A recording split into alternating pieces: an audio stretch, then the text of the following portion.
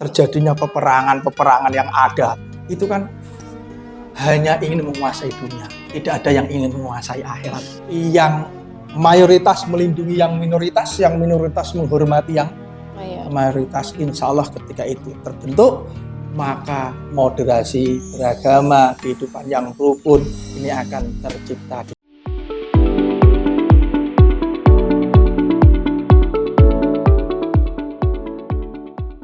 Assalamualaikum warahmatullahi wabarakatuh. Halo sahabat bicara dimanapun Anda berada, senang sekali berjumpa lagi dengan kami di program Penyuluh Bicara, podcast Ikatan Penyuluh Agama Republik Indonesia Kabupaten Rembang. Pada kesempatan yang berbahagia ini, saya sudah ditemani oleh salah satu penyuluh agama Islam Kabupaten Rembang, yaitu Bapak Muhammad Aska SPDI, yang lebih akrab dipanggil dengan Gus Aska. Nggih. Apa kabar Gus Aska? Alhamdulillah, Mbak Un, sehat. Nggih, alhamdulillah. Gus Aska sebagai penyuluh agama Islam nggih dari Kemenak Kabupaten Rembang, jenengan ditugaskan di KUA Kecamatan Lasem fokusnya nggih. Nah, Lasem itu terkenal dengan moderasi beragamanya yang kuat, dan sebagai penyuluh agama Islam, saya sepertinya itu di programnya ada salah satu poin yang di situ harus menguasai tentang moderasi beragama. Kalau moderasi beragama sendiri menurut jenengan itu seperti apa? Oke, Mbak Un ya. Sebelum saya menerangkan moderasi beragama menurut saya itu seperti apa, alangkah sebaiknya kita cerita dulu Lasem dulu. Sedikit. Lasem itu memang kota yang luar biasa, Mbak. Kecil tapi beraneka ragam. Sangat heterogen. Bahkan di Lasem ini semua agama ada. Ada, gitu? Ya, semua agama ada dan semua tempat ibadah itu ada kecuali hanya pura atau tempat ibadah orang Hindu. Itu tidak ada. Nah, yang untuk Islam, Kristen, Konghucu, Buddha, di sini ada semua. Sangat komplit. Luar biasa sekali. Luar biasa. Oleh karena itu nyuwun sewu, moderasi di Lasem ini sudah tertanam sejak nenek moyang dulu. Makanya kalau saya mengatakan moderasi itu ya sikap kita yang wajar di tengah-tengah, tidak ke kanan, tidak ke kiri, imbang, saling menghormati, toleransi, hidup rukun, harmonis, menjalin silaturahim satu dengan yang lainnya. Dan itu sudah terwujud di Lasem ini. Ya. Dan sebetulnya bagi umat Islam, moderasi itu hal yang sudah tidak asing. Kalau kita sebagai betul-betul umat Islam yang mau menerapkan bahwa kita itu harus bertakwa kepada Allah Subhanahu wa Ta'ala, kalau kita bahasakan dengan mutakin, kita bertakwa dengan sesungguhnya takwa. Sebetulnya orang yang mau bertakwa kepada Allah itu sudah bermoderasi secara langsung. Gitu ya? Iya. Berarti intinya ketika seorang muslim atau seseorang itu sudah bertakwa kepada Allah, kalau katakanlah sebagai umat Islam, berarti dia sudah mencerminkan sikap moderat begitu. Iya. Nah, untuk mewujudkan takwa itu bagaimana? Oke, kita ambil pada definisi takwa aja, Mbak. Ya.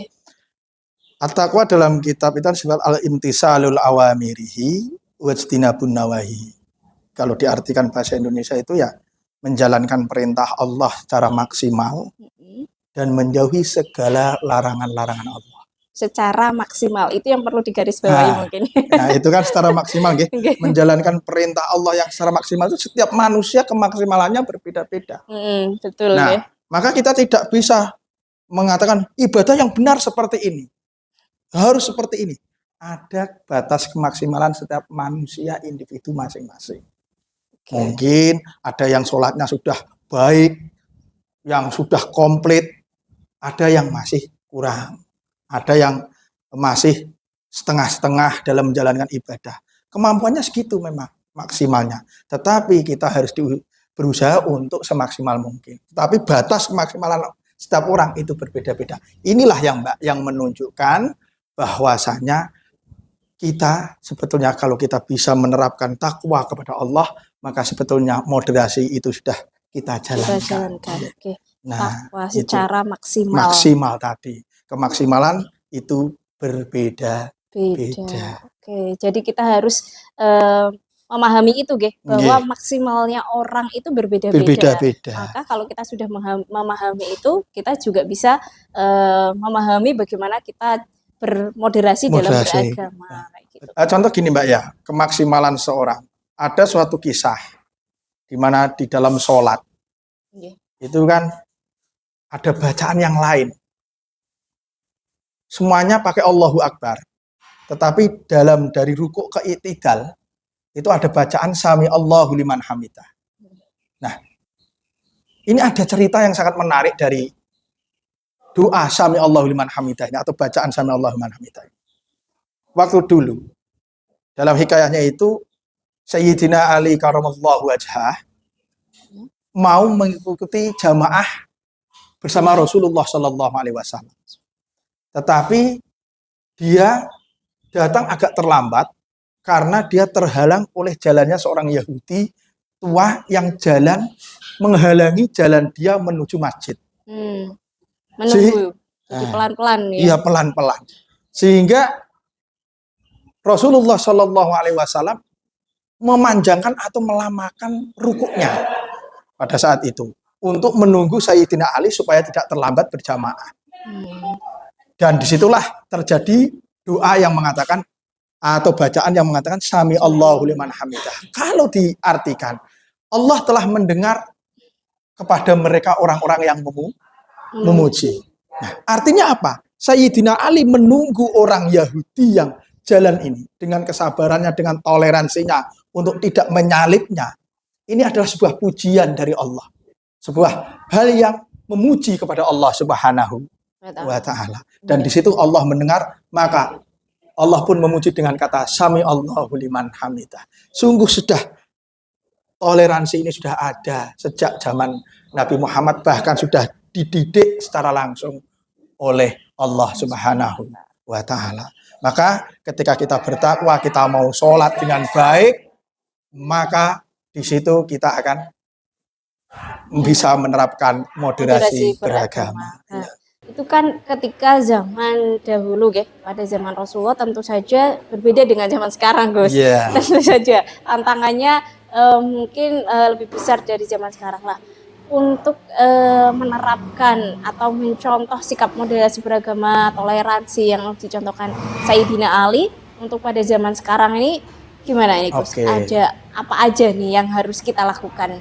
Untuk toleransi zaman sekarang, Mbak ya, zaman now lah katakanlah. Itu gini, kita itu memang harus bisa membedakan mana yang harus kita toleran, mana yang tidak. Artinya gitu, tidak semuanya harus toleransi sehingga terjadi pencampur aduan ajaran. Nah, ini yang bahaya ini. Jadi manakala kita toleran pada hal-hal yang bersifat sosial, seumpama kerja bakti bersama, bersih-bersih lingkungan bersama, terus kesehatan, cek kesehatan bersama, saling tolong menolong dalam muamalah, dalam kegiatan sehari-hari. Bahkan itu sudah dicontohkan para ulama-ulama Lasem terdahulu. Jadi ulama Lasem itu tidak alergi berdagang dengan para Tionghoa yang ada di Lasem. Menjalin saling bisnis, Mbak. Jadi nyuwun sewu dulu, makanya batik Lasem itu juraganya itu juga banyak para ulama. Tetapi batiknya juga tidak lepas dari citra-citra etnis Tionghoa. Nah, apa jadi, namanya, Gus? Batik tiga negeri atau tiga nama? Negeri. Itu nyuwun sewu. Iya. Itu kolaborasi antara Islam dan adat Tionghoa yang di situ ada Konghucunya, di situ ada nilai etnis Cinanya. Nah, ini berkolaborasi. Inilah bentuk dari hasil dari moderasi yang sudah ada sejak dulu. Rasa toleransi yang sudah diterapkan oleh para ulama-ulama Lasem terdahulu. Di sini nyuwun sewu. Artinya apa? Kita boleh bermoderasi selama tidak mengganggu atau tidak mencampur adukan nilai-nilai agama itu sendiri. Jadi kalau nyuwun sewu ada yang ke masjid kok terus orang non muslim ikut ke masjid berdoa ya. Ini sudah tidak toleransi. Ini sudah menyampur adukan ajaran. Intinya tahu batasannya ya, Gus Tahu ya. batasan-batasan. Yang penting dalam nilai-nilai sosial Sosial. kebudayaan. Monggo itu tidak menjadi masalah. Saya Oke. kira itu. Gitu. Oke, tadi menarik Gus. Yang lasem, salah satunya tadi ada batik lasem, nggih. Di situ ada apa namanya? Lukisan-lukisan Tiongkok di situ, Iya. guratan-guratan Tiongkok di situ. Kalau saya membaca sejarah memang Lasem itu dulu pelabuhannya adalah pelabuhan pertama yang didatangi oleh orang Tiongkok. Iya, betul. Sehingga di Lasem itu banyak orang Tiongkok di sini. Iya. Nah, kalau saya membaca sejarah lagi, saya jadi teringat sama Mbah Mas Duki Lasem. Iya. Ada salah satu karyanya itu apa Gus namanya? Oh iya, Saya ini sedikit lupa. itu kan kebetulan kakek saya sendiri. Oh, Iya. nggih.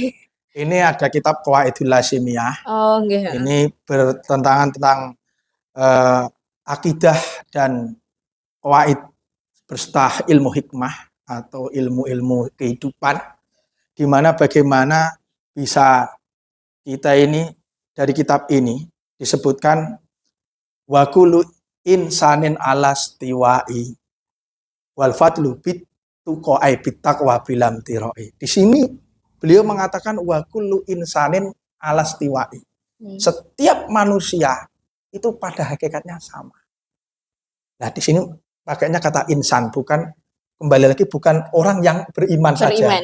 Tapi insan itu menyeluruh. Baik nyun sewu yang beriman kepada Allah ataupun yang tidak beriman kepada Allah. Pada hakikatnya sama. Nah, yang membedakan adalah kembali lagi ketakwaan tadi. Nah, di sini juga diterangkan. Lalu diterangkan lagi dalam kitab ini afatuddin, yang dimaksud afatuddin, afatnya beragama atau kejelekan terjadi, kejelekan dalam beragama itu apa? Salah satunya disebutkan bahwa terlalunya ibadah yang terlalu lurus, yang terlalu kuat tanpa memperhatikan ilmu-ilmu beribadah. Jadi contohnya fanatik dalam beribadah. Nah, gitu. Fanatik dalam beribadah sehingga membenarkan agama tertentu dan menyalahkan agama yang lain. Pokoknya kalau nggak kayak gini dia salah. Gitu. Nah, itu kenapa? Karena kebodohan yang tidak mau mempelajari ilmu agama dulu.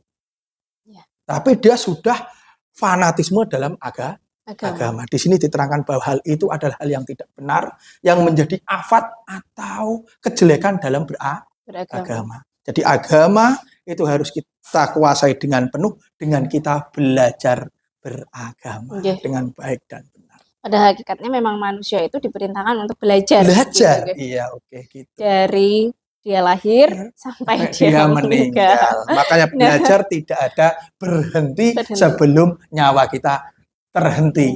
Kan belajar itu juga belajar apa aja. Termasuk juga belajar tentang kehidupan. Nah, ngomong-ngomong tadi jenengan sampaikan bahwa Mbah Mas Duki yang pengarang kitab Qawaidul Lasimiyah tadi adalah kakeknya jenengan.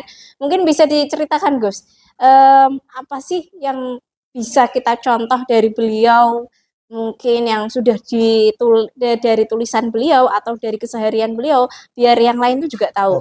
Sampai akhirnya juga orang-orang seperti yang kita lihat bahwa Lasem itu menjadi contoh kampung moderasi beragama. Nah, mungkin bisa diceritakan lebih lanjut, Gus. Sedikit tentang biografi Syekh Mas Duki, kakek saya. Beliau lahir dari orang biasa, Bu. Jadi ayahnya itu seorang pedagang beras, ibunya ibu rumah tangga. Cuman dia belajar mulai dari kecil itu bersama Kiai Lasem, Masyayikh Lasem.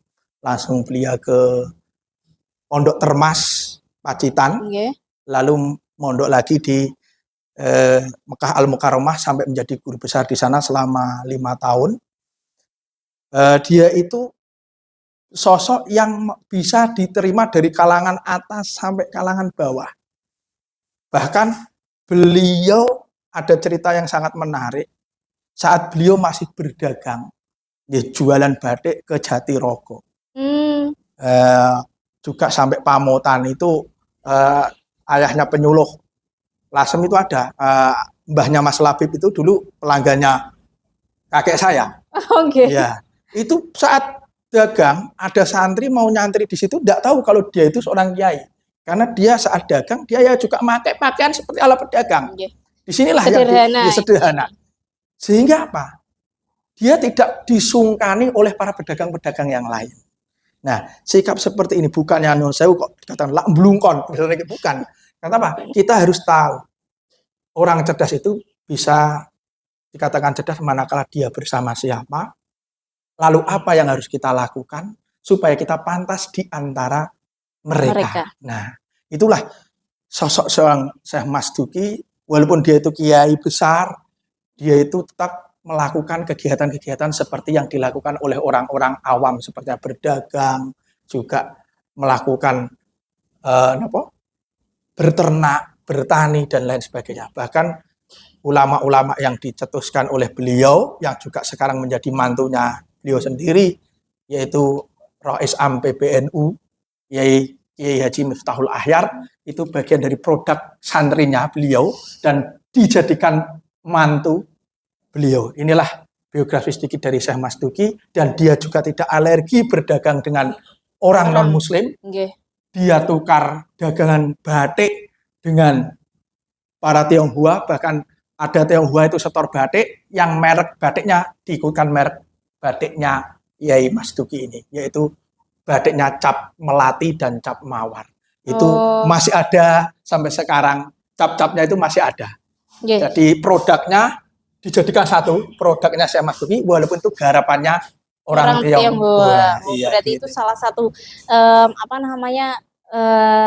sikap yang bisa kita contoh untuk bermoderasi secara sosial tadi ya, berdagang, berkumpul, bersilaturahim, tetap walaupun berbeda-beda keyakinan. Gitu. Oke, terima kasih. Gitu Gus ya. Terus mungkin ada lagi nih Gus, yang terakhir kali ya. Ada nggak pesan atau tip and trick kalau bahasanya anak zaman sekarang untuk kita dan terutama untuk anak-anak masa sekarang Gen Z, gimana sih caranya nanti kita bisa menerapkan bermoderasi beragama agar tidak berlebihan, yang jenengan katakan tadi, tahu batasnya. Karena kan kalau anak zaman sekarang itu rata-rata mengikuti tren tanpa dia itu tadi belajar dulu. Oh, ini harusnya seperti ini, harusnya seperti ini. Kira-kira ada nggak tips atau triknya untuk anak-anak muda zaman sekarang agar bisa meneladani sikap-sikap dari orang-orang terdahulu? Salah satunya Mbah Masduki tadi. Mungkin gini Bu, Mbak. Jadi anak sekarang itu kan kalau bergaul memang cepat, karena pergaulan sekarang kan ada pakai medsos atau pakai apapun. Ngikuti tren. Ngikuti tren. Nah, yang perlu kita lakukan terhadap anak-anak muda sekarang, mungkin yang harus dilakukan oleh anak muda sekarang adalah peningkatan ilmu keagamaannya. Jadi nanti dia biar tahu batasan mana yang harus saya lakukan terhadap teman-teman kami yang berbeda agama, berbeda etnis. Sehingga ada hal-hal yang tidak perlu dikeluarkan dan ada hal-hal yang harus dikeluarkan. Sehingga, gak boleh ngejak bareng sholat. Gak boleh ikut merayakan hari raya orang lain. Tetapi kita ikut berbahagia, boleh. Saat ada hari raya agama lain, kita ikut berbahagia, monggo. Tetapi tidak harus merayakan. Peningkatan ilmu agama. Saya yakin jika agama para anak-anak muda ini kuat dan menjadi orang-orang yang bertakwa, maka secara otomatis moderasi beragama bagi mereka sudah akan berjalan. Saya kira itu. Oke Gus, saya masih penasaran nih, masih kurang puas dengan tadi yang jangan sampaikan untuk meningkatkan ketakwaan itu harus seperti ini. Mungkin bisa dijelaskan lebih dalam lagi Gus, gimana sih caranya agar kita itu bisa punya ketakwaan yang penuh gitu, agar kita juga bisa bersikap moderat seperti itu. Gimana tuh Gus? Biar saya lebih puas nih Gus. Ngapunten loh ya. Ketakwaan yang penuh itu memang sulit Mbak ya. Tetapi ada ciri-ciri sebetulnya sudah sejak awal dari Al-Quran itu di Al-Baqarah ayat 1 itu disebutkan bagaimana ciri-ciri orang yang bertakwa. Hudallil muttaqin, satu alladzina yu'minuna bil ghaib. Orang yang bertakwa itu pasti akan percaya barang ghaib. Karena apa? Yang kita sembah Allah Subhanahu wa taala itu Maha Ghaib. Dan kita dalam kehidupan di dunia ini berjalan mengikuti kehaiban. Apa? Yaitu takdirnya Allah Subhanahu wa taala. Itu kan barang ghaib. Takdirnya Allah itu kan barang ghaib. Oleh karena itu, kalau kita mau takwa kepada Allah sepenuhnya, satu syaratnya yaitu kita harus perkara barang ghaib. Sedangkan barang ghaib itu dibagi menjadi dua. Ada kalanya ghaib itu masih di irodahnya Allah, belum menjadi takdir. Seperti besok kita mau apa, kita dapat rezeki berapa, kita berjumpa dengan siapa, ini kita tidak tahu. Yang satu adalah ghaib, sebetulnya terlihat tetapi ditutup oleh Allah karena ini hal yang belum pantas kita lihat. Seperti apa? Seperti dosa, pahala, ganjaran, surga, neraka. Itu sebenarnya sudah ada. Tetapi kita tidak boleh melihatnya karena belum saatnya kita bisa melihat.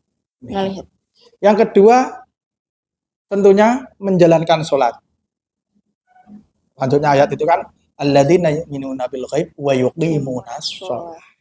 Jika kita mau bertakwa kepada Allah, maka hendaknya lah kita perbaiki sholat kita. Karena ketika kita sholat, disitulah kita bentuk penghambaan kita. Bahwa kita sebagai hamba dan Allah sebagai Tuhan kita. Wa yuqimuna sholata wa mimma razaqnahum yunfiqun. Yang ketiga, memberikan ini sebagian rezeki yang telah diberikan oleh Allah. Wa mimma razaqnahum yunfiqun. Dari rezeki kita tidak perlu menunggu kita kaya, menunggu kita punya uang banyak. Rezeki itu dari apapun. Kita diberi kehidupan oleh Allah. Kita diberi mulut yang bisa baik. Nah, makanya infak atau sedekah itu berbeda dengan zakat. Kalau zakat itu kan harus diberikan kepada 8 asnaf yang ada. Dan tapi ada kalau, batasannya. Batasan-batasannya. Tapi kalau sedekah, kalau infak, kita mau infak kepada orang yang berbeda agama. Contoh kita menginfakkan tenaga kita ngewangi jupui boto saat ada orang non muslim membangun rumah terus kita ranjen. Bosone kalau dulu itu apa ya, ranjen. Kerja bakti bersama. Nah, bangun rumahnya orang walaupun itu non muslim. Itu tidak masalah. Itu bukti dari infak kita, tenaga kita. Itu dianjurkan oleh Allah Subhanahu wa taala. Seperti contohnya Sayyidina Umar radhiyallahu an memberi bantuan kepada orang Yahudi yang membutuhkan. Jadi tidak harus kita berbeda agama terus kita tidak mau membantu. Nanti tidak ada toleransi di situ. Yang keempat, ini bagus lagi untuk toleransi. Walladzina yu'minuna bima unzila ilaika wa ma unzila min qablik. Nah, ini di sini. Mempercayai bahwa selain kitab Al-Quran, Allah menurunkan kitab-kitab sebelum Al-Quran. Gitu? Nah, padahal agama terbentuk itu atas dasarnya kitab suci. Ketika kitab suci, Allah pun menciptakan Injil, Allah menciptakan Taurat, Allah menciptakan Zabur. Berarti ada agama selain agama Islam. Bahkan tidak itu saja. Kitab itu ada dua macam. Kitab Samawiyah dan kitab Ardiyah. Kitab yang bangsa langit, yang seperti Taurat, Zabur, Injil, dan lain sebagainya. Ada kitab yang Ardiyah. Yaitu apa? Kitab sing bangsa donya, yang dibuat oleh karya manusia. Seperti Tripitaka, Weda, dan lain sebagainya. Itu hakikatnya juga ciptaan Allah. Kenapa? Yang memberi ilmu orang yang menciptakan kitab itu siapa? Allah Subhanahu wa ta'ala. Maka kalau Anda bertakwa, maka Anda harus menghormati agama-agama sebelum agama Islam ada, karena Allah menciptakan kitab kitab Al-Qur'an, kitab-kitab sebelum Al-Qur'an. Al-Qur'an. Nah, yang terakhir wabil akhiratihum yuqinun, bahwa akhirat itu harus lebih baik daripada dunia. Kalau kita sikapi secara tegas dari kata toleransi, itu harus ada kebijaksanaan rasionalis, ya, rasional, pemikiran yang rasio, jelas bahwa akhirat itu lebih baik daripada dunia. Kenapa? Akhirat itu lebih lama daripada dunia, sedangkan dunia itu hanya sebentar. Sesungguhnya yang lama itulah yang lebih baik. Bukan dunia yang hanya seumur jagung yang kita laksanakan seperti ini. Saya kira itu. Tujuannya akhirat gitu. Iya, kalau kita akhirat. Ingat bahwa tujuan kita di dunia ini adalah akhirat, ya maka kita akan baik. Di dunia pun akan baik. Fid dunya hasanah wa fil akhirati hasanah. Karena tujuan kita kembali lagi ke akhirat, bukan untuk kemewahan-kemewahan di dunia. Terjadinya peperangan yang ada, itu kan hanya ingin menguasai dunia. Tidak ada yang ingin menguasai akhirat. Karena ketika kita menguasai akhirat, itu pasti kebaikan yang akan ditonjolkan. Saya kira itu. Oke. Tadi Jenengan mengatakan toleransi. Sebenarnya kalau dari moderasi beragama sendiri itu ada berapa poin sih yang harus yang bisa dikatakan sebagai moderasi beragama? Apakah hanya toleransi ataukah ada yang lain seperti itu? Indikatornya toleransi dalam beragama itu satu, tawazun. Apa itu Gus, tawazun? Tawazun itu berimbang. Makanya nyuwun sewu, Allah menciptakan dua mata, dua telinga, dua otak kanan dan kiri. Biar imbang ya. Tapi menciptakan mulut ini cuma satu. Artinya apa? Saat kita mendengar berita harus berimbang kanan dan kiri. Saat kita melihat realita kita harus kanan dan kiri. Ketika kita berpikir mengambil keputusan itu harus dari kanan dan kiri. Tetapi ketika putusan itu sudah jadi, kita harus satu kata yang sama untuk menyatukan persatuan dan kesatuan itu sendiri. Nah, disinilah Allah menciptakan tawazun, berimbang dengan cara memberikan indera yang seperti itu. Lalu berkeadilan. Adil itu bermacam-macam. Tidak harus adil itu harus sama, tidak. Sama. Okay. Yang namanya adil itu ketika terjadinya ketentraman di suatu wilayah, maka itu terwujudnya keadilan. Contoh ringan seperti ini. Ini maaf ini ya. Istri 4, tetapi adem ayem keluarganya. Berarti itu jelas adil. Jenengan istrinya berapa, Gus? Alhamdulillah 1. Tidak bercita-cita 4 sih. Keinginan 4 tapi tidak berani. Oh, gitu. Nah, istri 1 tapi kok di situ bertengkar terus, pasti ada rasa tidak adil di dalam. Nah, ketika di situ ada ketentraman, maka di situ ada keadilan. Di situ ada moderasi. Kebijaksanaan yang sudah saya katakan tadi. Kebijaksanaan itu adalah satu indikator moderasi. Manakala di suatu daerah kepemimpinan seorang pemimpin itu tidak bisa bijak, maka di situ moderasi belum bisa diterapkan. Karena agama memerintah kita untuk bersikap bijak. Dan yang terakhir adalah harmonis. Artinya di suatu wilayah itu tenang, bisa hidup rukun, yang mayoritas melindungi yang minoritas menghormati yang mayoritas. Insya Allah ketika itu terbentuk, maka moderasi beragama, kehidupan yang rukun ini akan tercipta di sebuah lingkungan tersebut. Saya kira itu. Sebenarnya kalau bicara moderasi beragama dengan yang jangan sampaikan tadi itu tidak jauh dari cita-cita negara kita sebenarnya. Betul. Indonesia yang berbeda-beda, akan tapi satu, Bhinneka Tunggal Ika. Sebenarnya tidak sosial bagi seluruh rakyat Indonesia itu kan. Jadi sebenarnya moderasi beragama itu tidak jauh dari cita-cita bangsa kita ya Gus ya. Gitu. Terima kasih Gus Aska obrolannya. Jadi intinya ketika kita sudah mampu meningkatkan ketakwaan kita dan bertakwa secara penuh kepada Allah Subhanahu wa taala, maka secara otomatis kita mampu bermoderasi beragama dengan baik, dan tentunya secara sosial kita harus mampu membedakan dan tahu batasannya. Iya, betul. Kapan kita harus seperti ini dan kapan seperti ini. Nggih. Iya. Begitu. Terima kasih Gus Aska Nggih. sudah menemani saya di sini di program Penyuluh Bicara. Mungkin lain kali kita bisa sambung lagi Insya dengan Allah. tema-tema yang lain Nggih. ya, Gus Aska. Nggih, monggo. Ya, terima kasih. Baik, sahabat bicara, terima kasih telah mengikuti kami, dan demikian pembicaraan kami pada siang hari ini. Sampai jumpa di perjumpaan selanjutnya. Kami dari program Penyuluh Bicara mengucapkan terima kasih dan mohon maaf apabila banyak kekurangan. Wassalamualaikum warahmatullahi wabarakatuh.